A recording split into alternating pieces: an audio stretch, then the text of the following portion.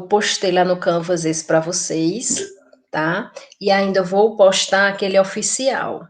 No oficial, tem dizendo as aulas que são videoconferências e as aulas que são videoaulas. As extras, todas elas serão videoaulas, tá? Mas na quarta e na sexta, uma vez ou outra, eu vou precisar colocar videoaula para vocês, mas a maioria, na quarta e na sexta, vão ser videoconferências, tá bom? Para que a gente possa estar batendo esse papo aí, tá certo? Então, aqui nós temos o acolhimento, né, que nós fizemos quarta-feira passada. Hoje nós vamos ver, falamos um pouquinho aí sobre o processal doença, quando eu expliquei para vocês aquelas questões, né, aqueles pontinhos, questão de cárcere privado, de família, tá? De equipe, né, de profissional, certo? E hoje nós vamos adentrar no percurso histórico aí. Aí nós vamos ver as políticas de saúde mental, tá? E nós vamos ver aí, coloquei 2 dias aí para a gente trabalhar os atuais serviços de saúde mental. Porque aí nós vamos ver os CAPs, residências terapêuticas, os programas do Ministério da Saúde, programa de volta para casa. Boa noite, Vivian. Programa de volta para casa, o matriciamento, consultório de rua, tá certo?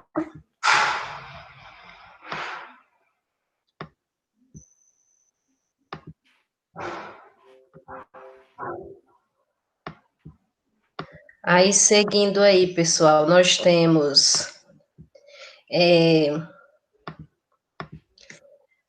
a promoção da saúde mental e os níveis de prevenção, tá? E daí 2 dias para os grupos terapêuticos. Nesses grupos terapêuticos, nós iremos trabalhar a questão das dinâmicas em si, tá? Das oficinas que a gente pode estar disponibilizando.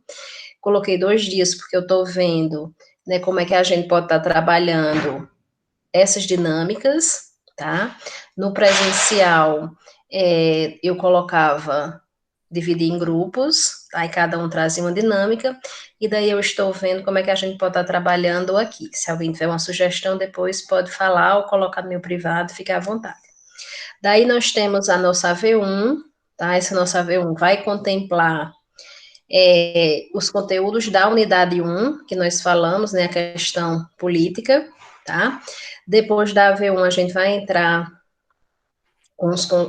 na unidade 2, pega aí ainda umas aulas extras, que já tem no final, tá? Do conteúdo da unidade 2, e daí nós vamos entrar em conceitos básicos. Também coloquei 2 aulas, porque são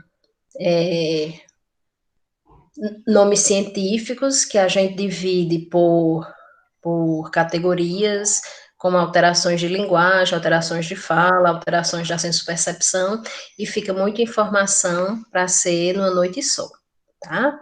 Numa noite só, o que a gente for ver numa noite também já vai ser muita informação, por isso que eu já dividi em 2 noites, tá? Depois nós vamos aí para urgência e emergência psiquiátrica, tá?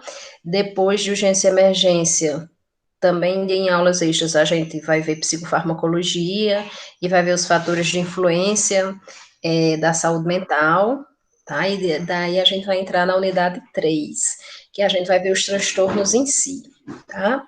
Aqui a gente vai ver os distúrbios infantis.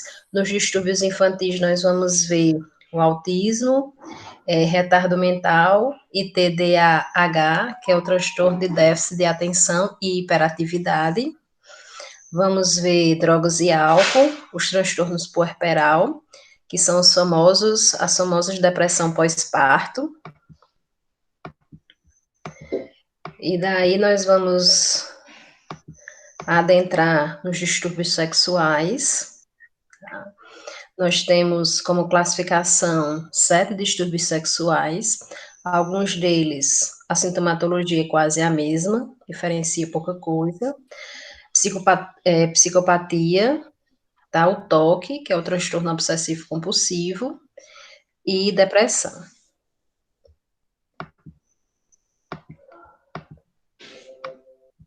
E daí nós vamos ver os transtornos de ansiedade, transtorno de conduta que está dentro do transtorno de ansiedade. Vamos trabalhar algumas conferências, aí revisão e a nossa AV2. E como aulas extras, né, eu estou contemplando nossa última aula, dia 27 de novembro, tá? Porque para que a gente, eu disse a vocês que a gente ia até, né, a segunda de dezembro, mas no final da primeira a gente já entra em semana de AV2. Então, eu coloquei nosso AV2 para o dia 27 de novembro, tá? E daí nós temos nossas aulas extras, onde a gente vai ter uma aula extra no sábado, certo? Como eu falei para vocês, vou no sábado pela manhã, tá? E daí nós temos um dia 29/8, a gente vai trabalhar as noções de psicologia. 5/9, os fatores de influência, que aí já é da unidade 2. Psicofarmacologia, que também é da unidade 2. E os transtornos, que nós já entramos na unidade 3, nós vamos ver o transtorno alimentar e afetivo bipolar, que é o TAB, as fobias e agorafobias, a síndrome do estresse pós-traumático, ou transtorno de estresse pós-traumático, tá? Que é o TPT, e a esquizofrenia. Ok, pessoal? Então, esses são os nossos conteúdos, nós iremos estar contemplando aí toda, né, as nossas orientações com relação ao ENAD aí, aos conteúdos que caem em ENAD. Acho que não sei se vocês são turma de ENAD, certo? Mas a gente contempla também o que a gente mais vê dentro da nossa vida profissional, né? São, né? Porque houve uma mudança aí, não foi, Vivian? Certo. E daí nós, né, terminamos aqui o cronograma com a bibliografia que eu falei para vocês. Nós vamos trabalhar da Algalarrondo, né? Principalmente quando a gente entrar na unidade. Aliás, nós vamos trabalhar da Algalarrondo quando a gente entrar na unidade 2 e 3, porque a unidade 1 vocês podem estar baixando aí os manuais do Ministério da Saúde. E eu também vou passar os que eu tenho para vocês de acordo com o decorrer dos assuntos, tá? Lembrando, né, que as atividades é o acompanhamento da frequência de vocês, realizar as atividades, e para aquelas pessoas que não conseguirem fazer as atividades no dia, tá marcado para entrega, podem entregar até um dia antes da semana das avaliações, né? Tanto de AV1 quanto de AV2. Ok, pessoal? Com relação ao nosso cronograma, tá? Já está no Canvas, viu? Para vocês irem acompanhando aí. Deixa eu... Agora nós iremos começar nosso primeiro conteúdo aí. Deixa eu só tirar essa tela e colocar outra.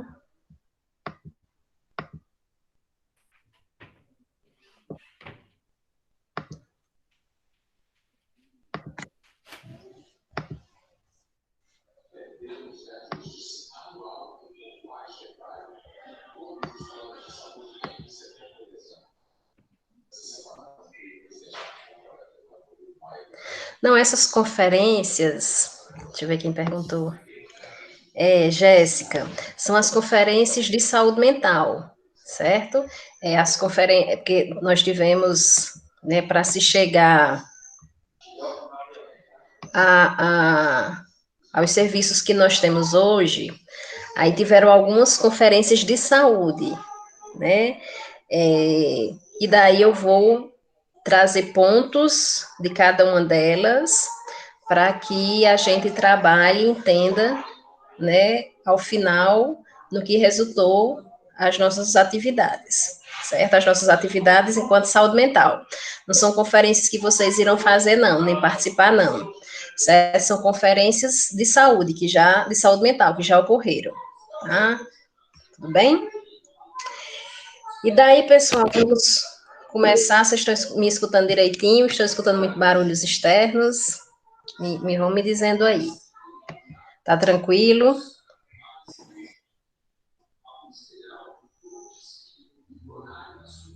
Ah, as videoconferências? Ah, tá, desculpa, eu entendi que no final, no cronograma, né, tem as conferências. Não, as vídeo... Pronto, no manual. Pronto, Kézia, tá certo, Jéssica. No plano de ensino, tá? Tem lá quando é videoconferência e quando é videoaula, tá certo? É porque eu tive só uma troca de datas lá no plano de ensino, que no lugar de eu colocar, tá colocando na sexta, eu coloquei na quinta. Aí, mas até amanhã de manhã, se não colocar hoje, mas até amanhã de manhã eu tô colocando para vocês. Aí lá diz quais são as datas de videoconferência e as datas de videoaulas, né? As aulas assíncronas e síncronas, né? Tudo bem? Até amanhã de manhã vocês têm isso, mas o cronograma já está lá. E todas que forem aula extras já são videoaulas, certo? Aí lá tem dizendo bem direitinho. Então, pessoal, vamos lá. Nós vamos adentrar agora no percurso histórico da psiquiatria e saúde mental. E daí nós vamos começar a entender como foi que se deflagrou a reforma psiquiátrica. Essa é Vivian, quer cuidar do menino, né? Vamos até 9h30 mais um pouquinho aí, certo? Isso, o menino dorme bem 11 horas e já quer botar para dormir. Mas, menino, então vamos lá, vamos entender, vai depois de 9h30 mais um pouquinho aí, umas 15 para as 10, tá certo? Então vamos entender como foi que começou-se a pensar na reforma psiquiátrica, né? Se vocês pegarem vídeos de YouTube, quase que não saía, falando sobre a reforma psiquiátrica, falando sobre transtornos mentais, creio eu que vocês já viram alguma gravura, né, alguma imagem sobre os maus tratos, certo? Então vocês vão entender que algumas pessoas, né, eram muito maltratadas dentro dos albergues, que naquele tempo nós chamávamos de albergues. Nos albergues, as pessoas eram maltratadas, todos que estavam lá, né? Quem era que estava lá? Pessoas loucas, porque naquele tempo não se chamava transtorno mental, eram os loucos mesmo, né? Os loucos, moradores de rua, pessoas que eram, né, enjeitadas pelas famílias, aqueles que para as famílias eram considerados endemoniados, né? Todos iam para esses albergues. Né? E lá eles recebiam algum tratamento, mas eram maltratados. Vocês vão ver aí imagens que as pessoas lá não tinham só pacientes, né? Para quem trabalhava lá, todos eram pacientes, mas nem todos eram loucos, como se dizia antigamente. Então, eles eram acorrentados, se vocês verem no YouTube aí, eles eram acorrentados, ficavam nus, tomando banho de água gelada, sofriam tratamento de eletrochoque, tá? Então, ou seja, tudo era muito desumanizado. Não existia, aliás, a humanização nesses ambientes. Então, foi que aconteceu. Alguns profissionais que ainda tinham um senso de humanização, juntamente com alguma família que tinha um parente louco, mas não queria que ele fosse maltratado, começou a pensar: será que ele precisa ser tão maltratado? Tá? E daí, com essas pessoas, esses profissionais, essas famílias que estavam pensando nisso, veio um personagem que muitos de nós já escutamos falar, que também começou a pensar diferente com relação a esse tratamento desumanizado, que foi Philippe Pinel, que em algumas literaturas vocês vão até encontrar que Philippe Pinel foi o louco dos loucos, né? Mas foi esse louco dos loucos que trouxe a seguinte ideia: por que é que esses pacientes não podem ser tratados de forma humanizada? E daí juntou-se a ideia de Felipe Nel, que como uma pessoa conhecida, essa ideia se propagou, com a vontade de alguns profissionais, não eram todos, e de alguns familiares que não queria mais que o seu louco fosse maltratado, né, apanhasse, fosse acorrentado, e daí eles começaram albergues, viu, Jéssica? E daí eles começaram a protestar, e eles foram para as ruas protestar. Exatamente, fazer era piorar, Vivian. Como lá eram misturados, né? Quem era louco e quem não era, até quem não era ficava, né? Com tantos maus tratos e com a convivência, né? E daí, esse grupo de pessoas foram para as ruas e começaram a protestar. Levaram cartazes, levaram faixas, pedindo a humanização no tratamento.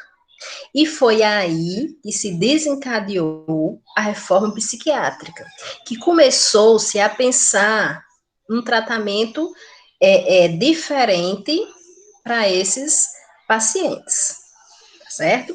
Eu recomendo para vocês, quem tiver tempo aí, né, nesse início de aula, de semestre, se der um tempinho esse final de semana, qualquer dia aí, assistir o filme Nice. Nice é um filme brasileiro, tá? A personagem é Glória Pires. Então, Nice retrata a história de uma médica que foi trabalhar no hospital psiquiátrico, tá? E lá nesse hospital psiquiátrico, já assistiu? Pronto, Jéssica. Não é ótimo? Oh, ele disse antes de mim, viu? E lá ela né, começa a mostrar aos demais colegas médicos e trabalhar com os pacientes a questão da humanização, a questão das oficinas, a importância da terapia para esses pacientes, a que eles pudessem se expressar através da dança, da arte, de habilidades que muitos deles têm, certo? E, né, como sempre, né, ela começou a ser criticada por alguns, pela grande maioria, né, que eles tinham como um dos tratamentos, eles estavam estudando tratar os pacientes com picador de gelo, ou seja, maltratar esses pacientes, né, mas ela insistiu e formou um ambiente, a gente, né, como é que se diz, organizou um ambiente, os pacientes iam para lá e se viu melhora em alguns pacientes, né? Mas assim, o serviço dela era recriminado, certo? Mas é um ótimo filme. Tudo bem? Então vamos lá.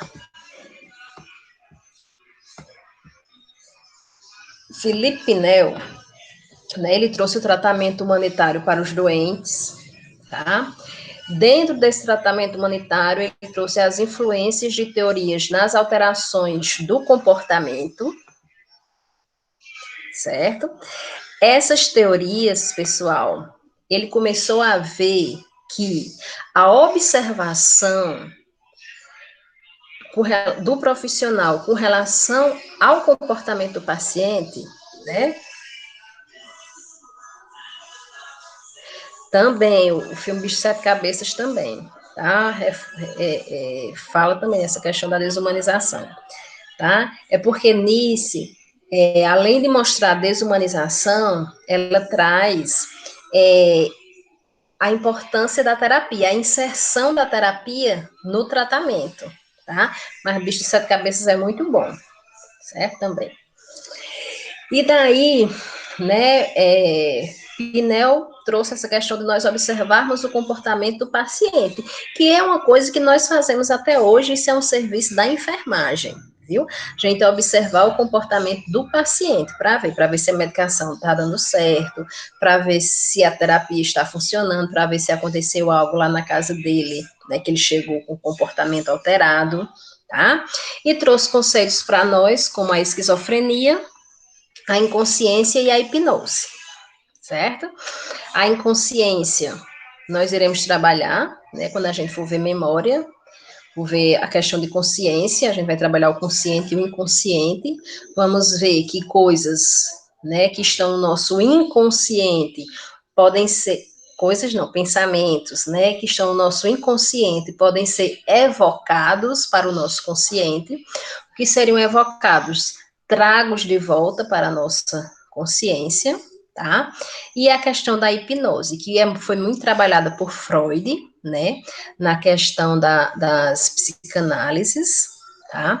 Onde nós temos aí é, pensa, comportamentos, medos, que o nosso consciente não explica, que a gente não consegue evocar do nosso inconsciente, mas que com a hipnose isso é possível, né? Eu até falava isso pela manhã e a turma da manhã e as alunas lembraram daquela novela, né, que teve daquela menina que sofreu violência aí do padrasto e uma novela das 9 aí, quem é noveleiro sabe, né? E que ela tinha medo de tartarugas e via um poço e as tartarugas e não sabia o porquê, mas não conseguia ter relação sexual com o esposo, e daí, né, através da hipnose, que foi até muito, né, recriminado no tempo, que quem fez a hipnose foi um coach, né, e outras coisas a mais. Então, a hipnose, ela ainda é usada hoje, tá? Ela é muito eficaz em alguns tratamentos, tá? E para que se entenda o porquê de alguns transtornos e de alguns medos e de algum sofrimento psíquico hoje relatado pelo paciente. E Pinel também fez a divisão dos degenerados e dos não degenerados. Os degenerados, ele classificou, né, como aqueles pacientes que realmente eram loucos, tá? E os não degenerados, aqueles pacientes que não eram loucos. Então, por isso que, como eu falei para vocês, nos albergues, viviam todas as pessoas lá, né? Moradores de rua, prostituta, pessoa que era expulsa de casa, os loucos, todo mundo vivia nesses albergues e eram tratados desumanos. Aí, Pinel, ele começou a separar isso aí, né? Então, quem não era louco sai, né? E fica os loucos para que se observe o comportamento, para que ele seja tratado, tá certo? Então, trazendo para os dias de hoje, os degenerados seriam aqueles que são pacientes que precisam estar no hospital psiquiátrico, certo? Apesar de que, na política de saúde mental, né, a nossa proposta é o quê? A nossa proposta não, a proposta da reforma psiquiátrica é o quê? Acabar com os hospitais psiquiátricos, que é isso que a gente vê, certo? Mas mesmo assim, nós temos pacientes que necessitam estar em hospitais psiquiátricos. Aí os CAPs, eles tentam dar esse suporte, certo? Mas se, por exemplo, se ainda tivéssemos o Santa Teresa lá no Crato, tá? Tinha pacientes que realmente iriam viver lá, apesar de ter um período deles ficarem lá e voltar para casa, né? Mas muitas vezes eles passavam 2, 3 dias em casa, uma semana, e retornavam para o hospital, certo? E os não degenerados, naquele tempo, eram os que não eram loucos, e hoje os não degenerados é aqueles que podem fazer tratamento no CAPS, conseguem conviver no ambiente de trabalho, mesmo sendo diagnosticado com transtorno mental, ok? Na Alemanha, aí, certo?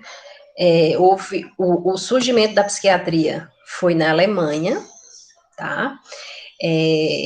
Iniciou-se lá, no Brasil ainda não tínhamos, né, a reforma psiquiátrica, nem a psiquiatria, então o surgimento dessa psiquiatria, ela veio com as inovações, né, com as ideias de Pinel, certo? E daí nós adentramos aí no nosso amigo Freud, tá? Freud, pessoal, ele trabalha a questão do inconsciente, né, e da repressão. Esse inconsciente e a repressão, ele vem a exaltar o tratamento por hipnose, certo?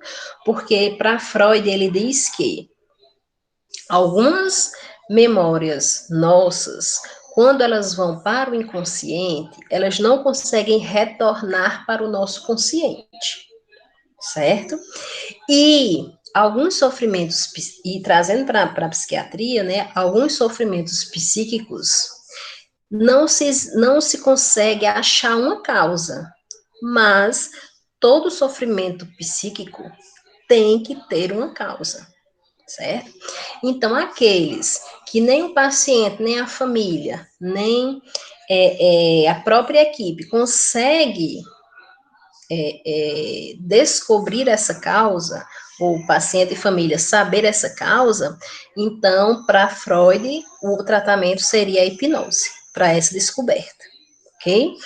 E Freud, pessoal, ele trabalha muito a psicanálise, e na psicanálise, ele trabalha a formação da personalidade, certo?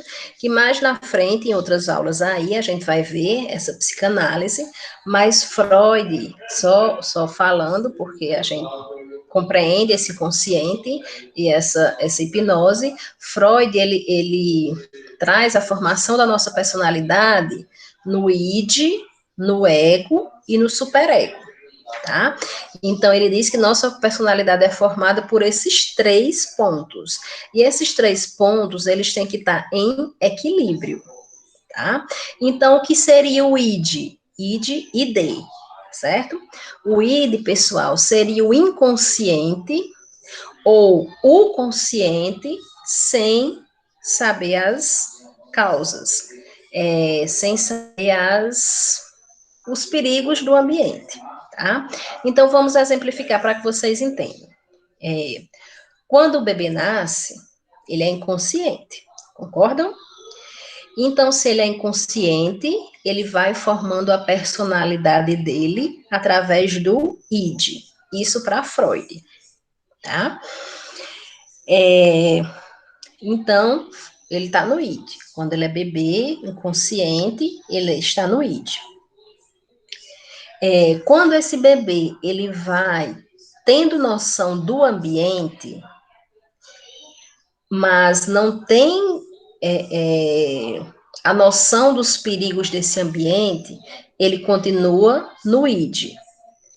Ele quer botar uma caneta na tomada, né? E a mãe dele diz, não coloca, porque senão você vai sofrer um choque. E algumas crianças, né, vai olhar para a mãe, vai sorrir, vai querer colocar, né, a caneta lá na tomada. Ele ainda está no id, por quê? Porque ele não tem consciência do que é um choque, dos riscos que isso pode trazer, do mal, né, que ele pode sofrer com esse choque. Então, ele está no id. A partir do momento que ele vai tendo consciência, que essa criança vai crescendo, tendo consciência das coisas, né, do ambiente, dos riscos do ambiente, vai tendo, convivendo com outras pessoas, né, vai conviver na escola, ele está desenvolvendo o ego, tá? Então, ele já vai ter noção de muitas coisas. Ele já vai saber que existe menino, que existe menina, já vai saber que os pais têm que sair para trabalhar, mesmo se ele ficar chorando o berreiro em casa, os pais vão ter que ir trabalhar, certo? Já sabe que alguém vai chegar para cuidar dele, que fulano é quem cuida dele, tá? Então, ele já vai ter noção das coisas. Então, ele tem o ego, ele desenvolveu o ego. E quando ele está aí antes da pré-adolescência, alguns, né, dependendo de como é criado, já na pré-adolescência, eles desenvolvem o superego, tá? O superego é quando ele é um reforço do ego. É quando eu sei dos riscos e eu sei o que é certo e o que é errado. Aí vocês podem pensar, hoje nós temos qual? Hoje nós temos os três, tá? E esses três, eles têm que viver em equilíbrio para que a gente possa viver bem. Alguns pacientes com transtorno mental, eles passam muitos períodos aí no ID, ele não tem consciência do que faz, tá? Muitos pacientes esquizofrênicos que sofrem de alucinações, eles não têm noção do que faz, eles obedecem às vozes, que a gente chama vozes de comando, tá? Então ele pode bater no pai, ele pode bater na mãe, mas ele não faz isso inconsciente, por quê? Porque ele está só obedecendo às vozes que estão na mente dele, ou à voz, certo? Um exemplo para nós, né, seria, eu estou numa briga, tá? Eu estou brigando com Bruna aí, eu sou muito amiga de Bruna, e daí eu sei um segredo de Bruna, e no meio da discussão eu falo, né? Tem aquelas vezes que a gente, assim, poxa, saiu sem querer, né? Isso acontece com todos nós. Então, lá no meio da discussão de Bruna, eu falei o segredo de Bruna, puxa, foi sem querer, tá? Então, foi que aconteceu, o meu id estava presente, foi inconsciente, tá? Aí, o que é que acontece? Quando eu me toco, o meu ego, certo? Até pode ser que eu pare de brigar. E quando isso traz algum peso na consciência, sabendo que eu fiz errado, isso daí é o meu superego. Então, para vocês verem que nós temos os três e temos que viver de forma equilibrada com os três. Tudo bem? A gente vai ver mais profundamente isso aí quando a gente for ver psicanálise, mas eu precisava trazer para vocês para entender, né, essa questão do inconsciente da repressão de Freud. E no Brasil, pessoal, nós temos aí, né, nós antes trabalhávamos só com isolamento dos psicopatas, porque na realidade só se considerava doente quem era psicopata, e esses tipos de psicopata aí seriam aqueles serial killer, né, que chegava e metralhava todo mundo. Esses, né, eram considerados doentes mentais, tá? E em 1980 nós tivemos os primeiros manifestos aí com relação à reforma psiquiátrica aqui no Brasil.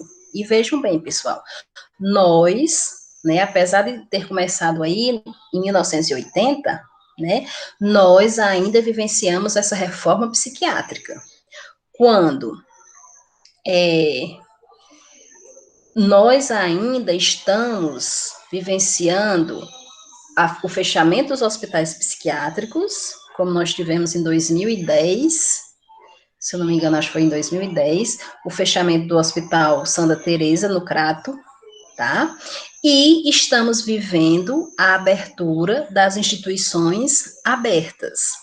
Que instituições abertas são essas? A criação de CAPs, a criação de residências terapêuticas, a criação dos programas do Ministério da Saúde. Isso, Jéssica, antes de 1980, antes da reforma psiquiátrica, tá?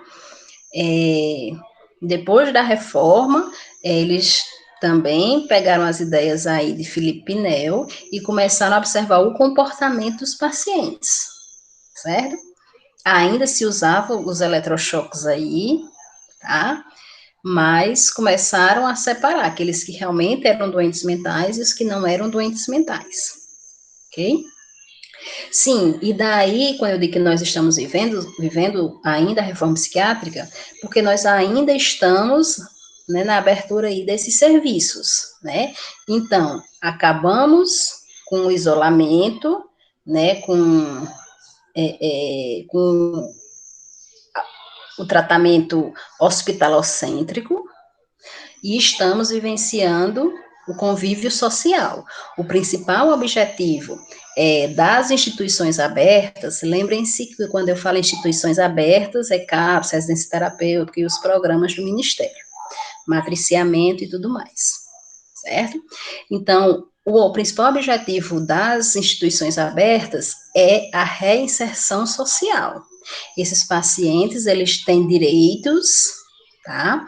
Eles têm que ter a liberdade do convívio social, do convívio com a família, ok? Por isso que nós ainda estamos vivenciando isso.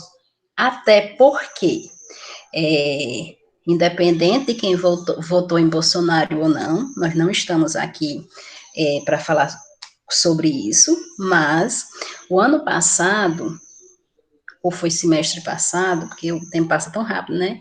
Mas foi o ano passado, final do ano passado, ou início do semestre passado, ou início deste ano, né? O presidente, ele baixou uma portaria, né, falando com relação à abertura dos hospitais psiquiátricos, né?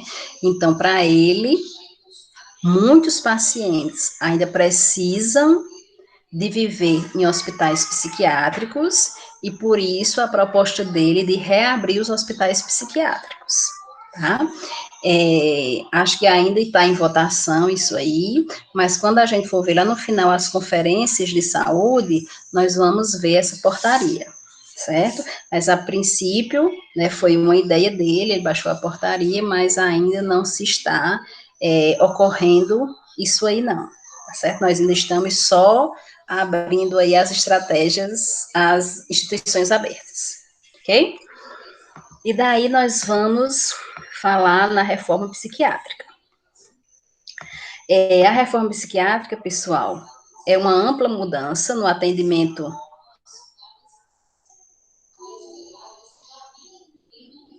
Acha top o quê? O presidente, o hospital?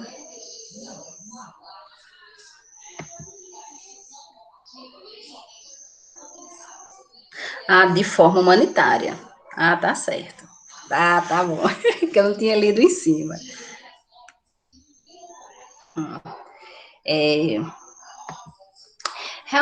Jéssica, na realidade, se a gente for ver, né, como eu falei, nós temos muitos pacientes que realmente necessitam. Mas, quando a gente vê que ao se fechar os hospitais, a família está conseguindo conviver com esses pacientes, né? Quando a gente vê, né, que a família, né, está conseguindo viver com esses pacientes, a gente fica pensando, será que a família, né, não tem condições de realmente abraçar esse paciente, acompanhar esse paciente no CAPS, e quando a gente for ver o CAPS, né, os serviços de saúde mental, a gente vai ver que eles estão sendo estruturados para dar todo esse suporte, né? Não na questão de isolar e do paciente ficar lá, mas na questão dele ter uma reabilitação, dele ter um tratamento e viver com a sua família, né? Porque nós temos casos e casos. Bem melhor para o paciente, mas também nós temos que ver o tipo de família, né? É como eu falo para vocês, existe casos e casos. Tem família que realmente abraça, tem família que abraçou sem querer abraçar, mas viu que não tinha para onde mandar, né? Nós temos um exemplo, uma conhecida que ela é uma paciente contornar as crises. É por isso que a gente tem que ver, cada caso é um caso, né? Sim, então essa paciente, essa conhecida é uma paciente de hospital psiquiátrico, tá? Ela sempre viveu no Santa Teresa, né? O protocolo do Santa Teresa era assim, o paciente ia para lá, ficava internado até 45 dias. Depois de 45 dias, ele tinha que receber alta e voltar para casa.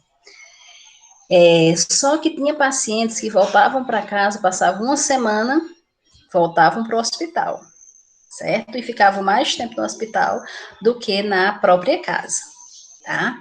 E quando o hospital fechou, aí essa paciente voltou para casa, né? Hoje ela vive com a família, faz tratamento no CAPS, mas a família está cuidando dela muito bem, tá? E está dando de conta, né? Mas, né, cada caso é um caso, porque a gente tem que ver a realidade, né? As realidades nem sempre são iguais para todos e, né, a gente tem que estar pontuando realmente, né, até onde a gente pode ir com relação ao paciente com transtorno mental em casa, tá? Aí, vamos lá. De família para família. Exatamente, Vivian. E daí a reforma psiquiátrica, pessoal, ela trouxe a ideia de um deputado, que a gente chama o deputado Paulo Delgado. Paulo Delgado, vendo que a reforma psiquiátrica estava caminhando, daí ele trouxe a seguinte ideia, né? Vamos acabar com o isolamento dos pacientes e vamos reinserir esses pacientes na sociedade. Só que, infelizmente, tá, essa lei que Paulo Delgado tentou, né, trazer para dentro da reforma psiquiátrica, não deu certo, ela foi engavetada. Só que 12 anos depois, a mesma ideia, a mesma lei que Paulo Delgado tinha, né, imaginado, veio à tona e foi sancionada e virou lei, que hoje tem como número a Lei 10.216 de 2001.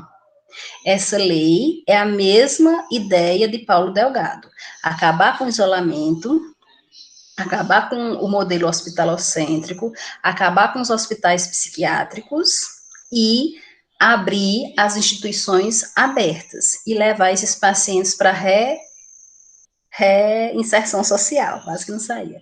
Reinserção social, levar esses pacientes para o convívio da sua família, tá? Essa foi a proposta da reforma psiquiátrica, certo? E daí, em cima dessa lei 10.216, foi criado um programa, que a gente vai ver esse programa na política de saúde mental, mas eu tenho que falar aqui para que vocês entendam, e que vocês que lerem o manual vão também ler isso lá, um programa que a gente chama PNASH, Programa Nacional de Avaliação dos Serviços Hospitalares aí psiquiátricos, tá? É um programa que avalia os hospitais psiquiátricos, só que no nosso, desculpe, que avalia os hospitais, tá? Os serviços hospitalares em geral. Só que no nosso, né, tem uma barrinha lá psiquiátrico, que aí só entra os hospitais psiquiátricos. Então, o que é que acontece? O PENASH, ele são fiscais no Ministério da Saúde que vão lá no hospital fiscalizar, tá? Como é que tá? Aí, se o hospital tiver bom, né, os pacientes tiverem, é tipo uma auditoria, se eles tiverem sendo bem tratados, se os recursos humanos existirem, né, se tiver tudo ok, o hospital permanece com a mesma verba do Ministério. Se o hospital tiver mais ou menos, tá, ele vai perdendo uma verba, e ele tem um período para ter uma melhora, tá, para uma nova visita. Essa verba que ele vai perdendo é até 20% do financiamento, tá? Que em psiquiatria a gente chama 20% dos leitos hospitalares. Então, os hospitais psiquiátricos podem perder até 20% do recurso dos leitos hospitalares, tá certo? Quem vai dizer essa porcentagem, mas que é até 20, são os próprios avaliadores, de acordo com as condições do hospital psiquiátrico, certo? Se o hospital tiver ruim, fecha, tá? Em teoria, né, que a gente sabe que tudo no papel é muito bonito, tá? Esse dinheiro que deixou-se de aplicar nos hospitais iria para onde? Para a abertura das instituições abertas, para a abertura de novos CAPs, ou ampliação de novos CAPs, para abertura de residências, para se investir nos programas, tá certo? Então, tirava de um que não estava funcionando e colocava em outro que iria funcionar. Há um certo tempo, há uns 8, 10 anos atrás, bombou de CAPS. Vocês veem que todas essas cidades, a maioria dessas cidades pequenas por aqui tem um CAPS, tá? Pelo menos um, mas tem.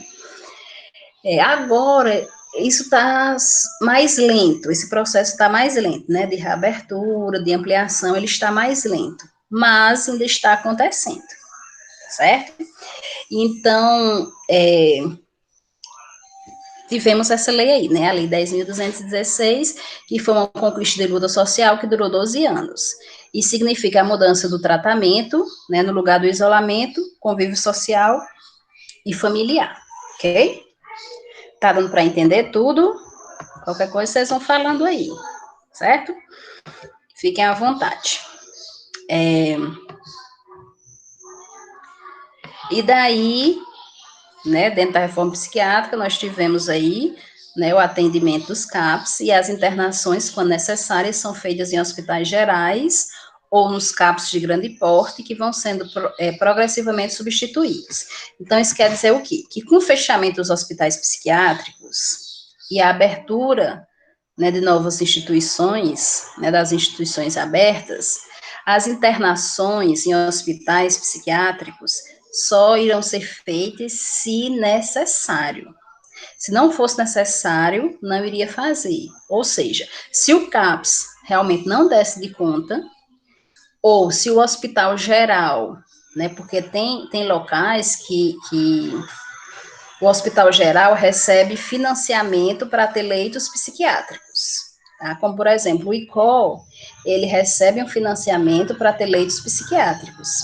É por isso que o CAPS e o Hospital Regional do ICOL, eles são bem ligados, porque quando o paciente chega lá, o CAPS vai dar logo suporte, e o paciente fica internado lá e tudo mais, certo? Tem hospitais gerais que não recebem esse financiamento, cuidam do paciente psiquiátrico, porque na realidade tem que cuidar, mas eles preferem muitas vezes não internar, só interna se for realmente o caso. Já no hospital que tem leitos psiquiátricos, que recebe financiamento por isso, eles, né, muitas vezes até internam, porque eles recebem por isso, tá? Então, nas internações, se o hospital geral ou o CAPS não tiverem mais o que fazer, aí sim, eles, né, vão internar o paciente nos hospitais psiquiátricos.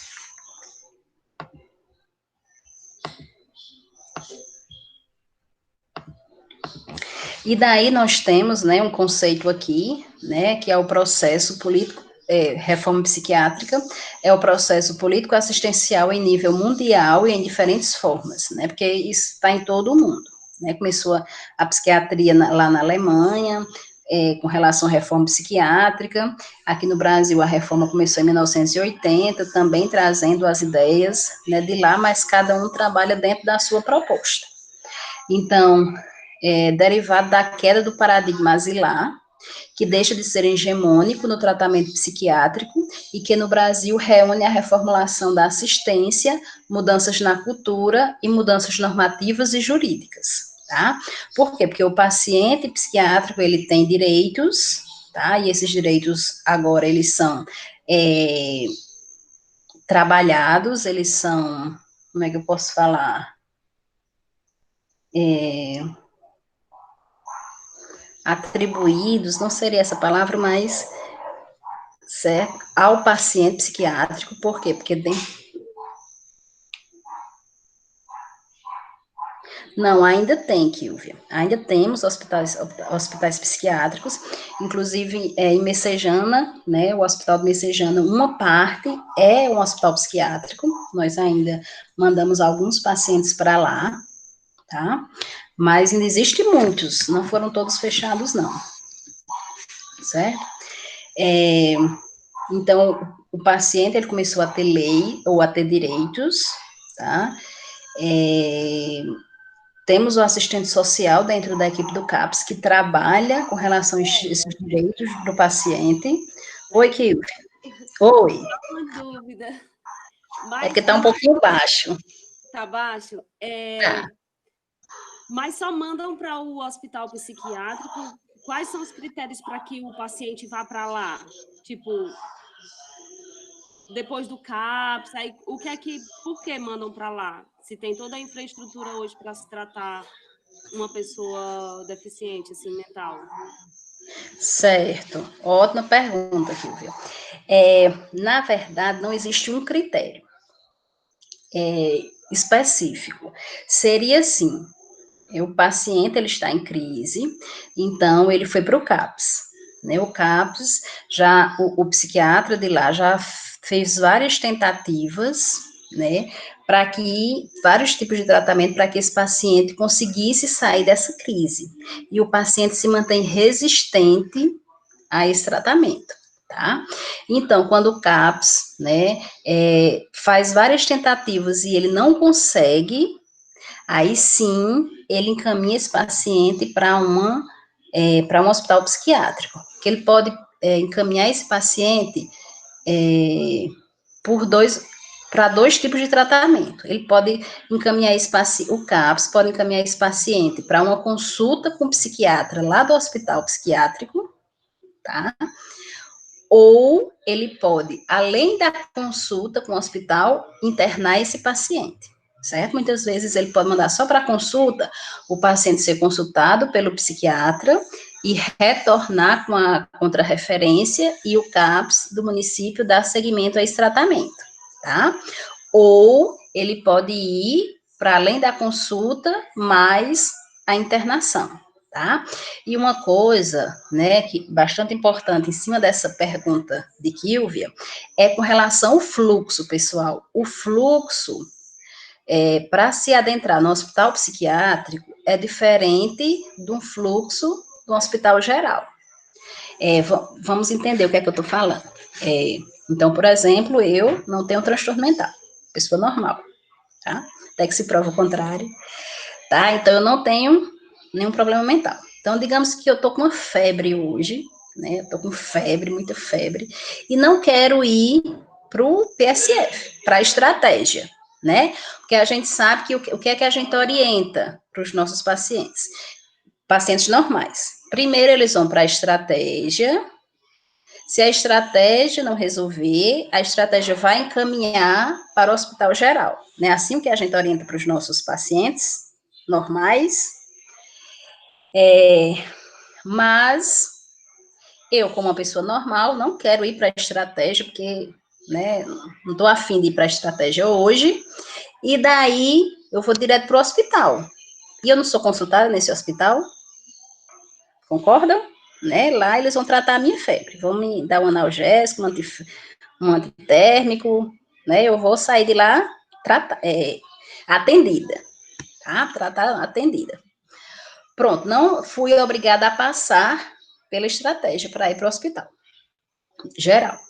No caso de um hospital psiquiátrico, tá? Se eu fizer isso, né? Eu sou um familiar de um paciente com transtorno mental, né? Eu não quero ir para o CAPS, vou direto lá para Messejana, vou direto levar ele lá para Fortaleza. Eu chegando lá, sem uma referência de um CAPS ou de um hospital geral, eu não sou nem atendida. Meu paciente não é nem atendido, ele volta, tá? Justamente para isso que Kilvia perguntou aí, certo? Primeiro, o CAPS, ele tem que fazer todas as tentativas, ou o hospital geral, caso naquele município não tenha CAPS, tá? Se ele não conseguir, aí ele vai preencher aquele guia de referência, aquele que são em 3 cores, amarelo, branco e rosa.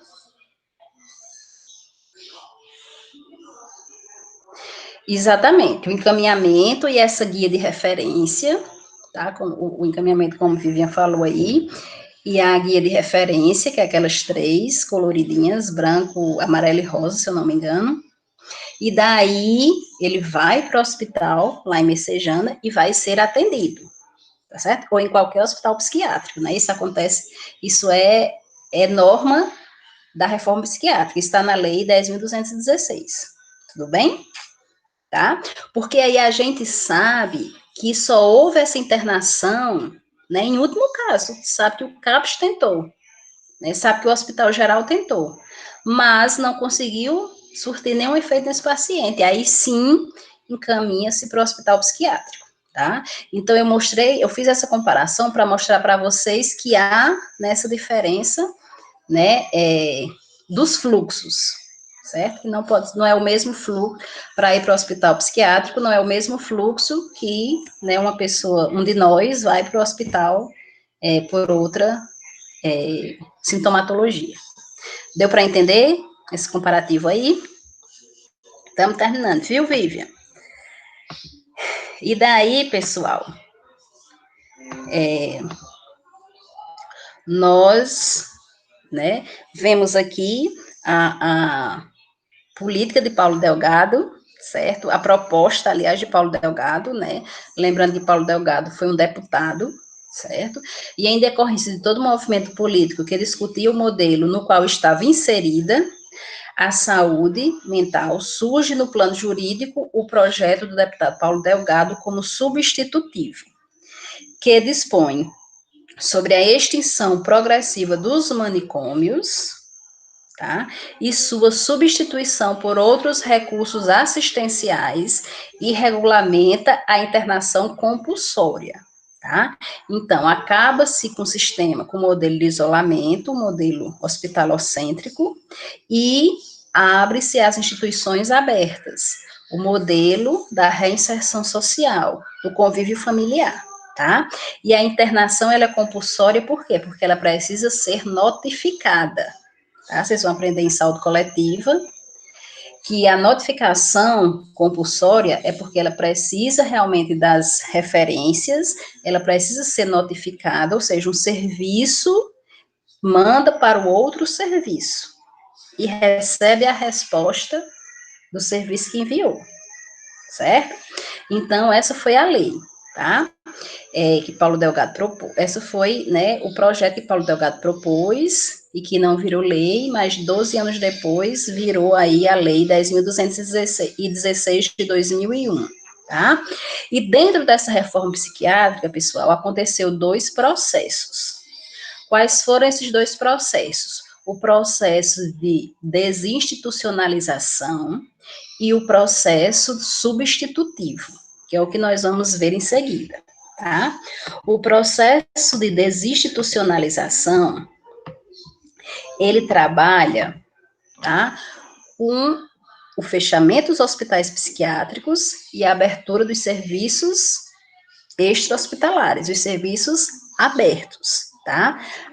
Fecha-se os hospitais e vai fechando com até 20% dos leitos psiquiátricos e pega essa verba e leva para abertura e para ampliação dos novos serviços, tá?